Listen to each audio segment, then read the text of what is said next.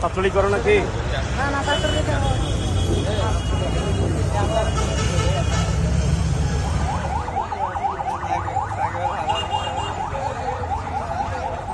এত কষ্ট করার পরেও টিএটকে যদি সুন্দরভাবে দেখতে পাই, আমাদের টিম যেটা আছে বাংলাদেশি টিম সেটা যদি ভালো করে, আমার আর কিছু চাওয়ার নাই। বাংলাদেশ জিতলে আরো ভালো লাগবে। আমরা প্রত্যাশা রাখি বাংলাদেশ ইনশাল্লাহ জিতবে।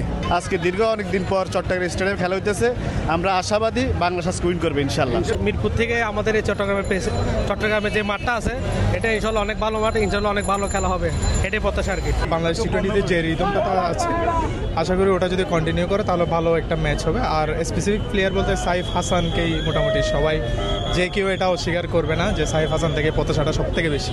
জিতলো বাংলাদেশ, হারলো বাংলাদেশ। না, আসলে অবশ্যই আমরা তো বাংলাদেশি সমর্থক, সবসময় বাংলাদেশকে সাপোর্ট করে যাচ্ছি। আমি মনে করি অবশ্যই আজকে বাংলাদেশি ফেভারিট, যেহেতু বাংলাদেশ সাম্প্রতিক পারফরমেন্স যদিও খারাপ, কিন্তু আজকের ম্যাচে মনে হচ্ছে আমরা বাংলাদেশ জিতবে। পূর্বের সব ব্যর্থতা ভুলে ইনশাল্লাহ আজকের ম্যাচগুলো আমরা জিতবো এবং প্রতিটা ছক্কায় ছক্কায় আমরা গ্যালারি মাতাবো। আমরা সাইফ হাসানের ব্যাটে শট দেখতে চাই এবং প্রত্যেকটা ব্যাটসম্যান যাতে আমাদের গ্যালারি মাতিয়ে রাখে সেটা আমরা কামনা করি।